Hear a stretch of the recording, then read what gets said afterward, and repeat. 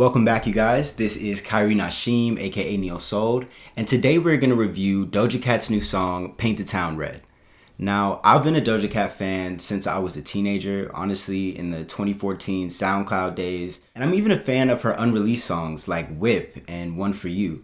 So I'm really excited, to hear what she has coming out. Now, the first thing that she's dropped from this new project was Attention, which I guess a lot of people didn't vibe with. I honestly really enjoyed it and I thought it was a great song. She's also going through a lot of controversy in the media. She's kind of dissing her fans, blocking them left and right. There's a bunch of drama, but honestly, I've been a fan of Doja Cat as an artist, not so much her as a person, and I'm just able to separate that type of thing. So let's go ahead and get into the reaction. Don't forget to like, comment, subscribe, thumb up the video. Please support the channel, follow me on Instagram, all that good stuff. Let's go.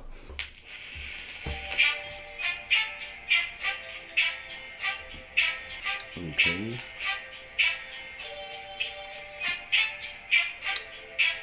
So we got the one eye thing already. First clip was definitely weird, but she looks good. Yeah, I'm definitely fucking with the song so far. I'm really vibing with it. I think it's crazy because Doja Cat keeps going through these weird moments where you think like, damn, what kind of path is she going through? But the music always delivers at the end of the day. So it's kind of hard for me to be against her as an artist. So far, I'm vibing with the video.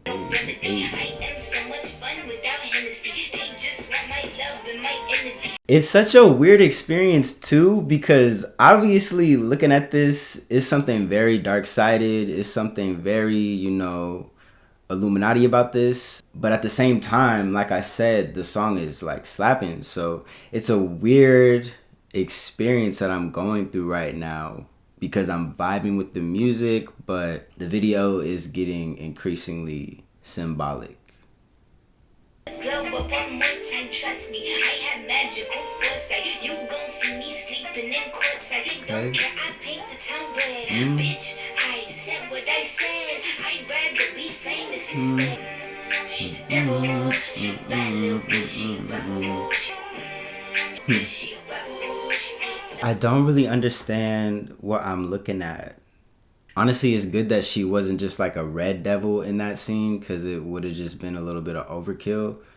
It's interesting, like the art and just the way that this is shot, it's really honestly beautiful and really cool, but it is very dark.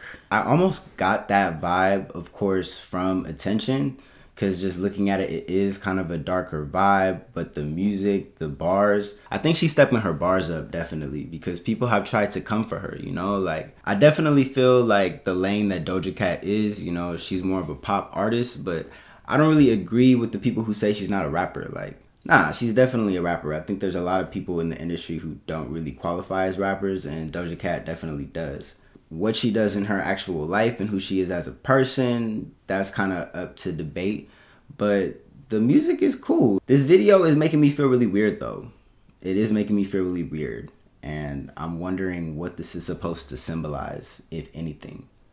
But the other part of that is, I feel like Doja Cat's personality is just the type to troll off of things like this. Like, I don't think she really takes it seriously, and I think that she knows that attention is the new currency. Like, and that ties back into her last single with Attention. Good or bad, attention is currency. It makes you money. It gets people to buy into what you're selling. It gets people to look at you and view you, especially in this day and age. So even with the people who were against all of her antics and stuff online, or the people who weren't really vibing with Attention, since then, she's gone on to do more havoc and she's gone on to put more negativity onto her brand since then, but here we are, because everybody wants to see what she's talking about or what the art is behind this. I don't want to keep stopping it too much, so I'm gonna keep it going. Okay. I love everything about this look though. Like, this look is eating up right now. Yeah, it's a really weird experience because it's like the bars are hitting, I'm enjoying the song, but then the visual is just getting so dark. And Of course, people are saying she's throwing shots in this one, that she's going after, I guess, Meg, Nicki, Cardi, whoever. But honestly, I can't even get to that point because I'm trying to analyze what am I looking at right now. Like, what made her want to go with this artistic direction, even if she did want to, put out music where she's throwing more shots. I guess she's thinking that if I do all this off-putting stuff in the media, and if I put out a project that most people aren't going to gravitate to because it's so dark-sided, it's going to give her the freedom to bust shots, I guess. Which I guess I see the intention behind that, but I feel like there's better ways to go about it. I'm not the most, superstitious person, but I don't believe in flirting with death and putting symbolism of death, of your death specifically, in the artistry. And maybe that's not what this is supposed to intend, but I'm curious as to how else you can interpret her in this red dress flirting and caressing the Grim Reaper.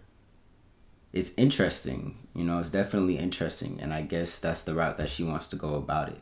It's a common thing that I feel when it comes to artists that you have to recognize. It's like, artists are people and we can't control them. Even though we may like certain things that an artist puts out, when they're at a certain space in their life and in their career, it doesn't mean that they're destined to always do what we expect from them. Does that mean that I think that the way in which Doja Cat has been addressing her fans is really necessary? No, because, it does give entitled. And it is something that, I'm not going to say I'm really hurt by it because I don't really identify with her, like, newer age fans. But it does make me feel bad. Like, what are you going through? I don't know. It's just weird. I really question what she's going through in her real life, in her personal life, what's happening behind the scenes with Doja Cat. Of course, we know that she had that Illuminati birthday party thing with the eyes wide shut. And I just seen a video today explaining how that was when she got sacrificed or transformed, or that's when the demon got into her. I don't know. I think it's a whole lot of everything. You can't deny the symbolism and that something is going on with her. But at the same time, it's like Doja Cat has kind of always been the type to just troll and play in everybody's face. And she's always kind of been with the antics. That's to her benefit because it does make people pay attention. Although I don't feel like that's something that she has to stoop to. It really does put people off of supporting it, honestly. Is this something that I would listen to again? Definitely. I'm not gonna lie, I'm enjoying the song, but is this a video that I would just continuously play? Like, I'm gonna run that back, I'm gonna really be playing around my friends, woo-woo? No. This video kind of seems like a curse or something, I don't know. And it does give me like an early 2000s vibe.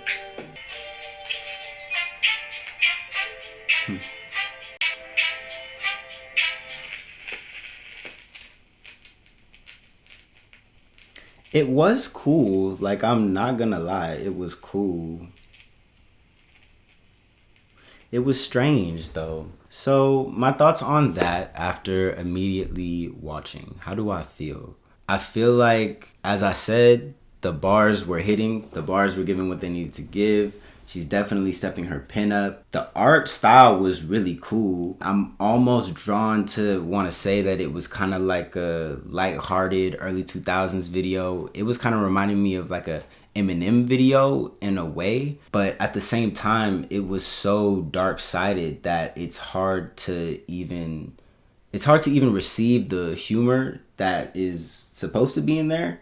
If there is supposed to be humor, or if there is supposed to be some type of, I don't know, non-serious nature with it. It's very strange. It makes me really wonder what she's going through as a person. Like I said, you do have to separate the art from the artist if you want to be a consumer who is satisfied, honestly. In this day and age where everybody's getting canceled, where artists are just able to express their thoughts so freely. We didn't always live in a time where your favorite artist could just hop on Twitter or post something on Instagram and then suddenly your perception of who they are is just shattered. With that, I feel like, we have to learn how to change our relationships with the artists that we appreciate.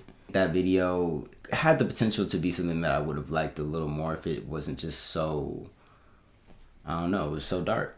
The irony in that for me is that as uncomfortable as that video just made me, I really want to know what the next video is going to be from the project, and I'm definitely going to watch it, which kind of proves my point.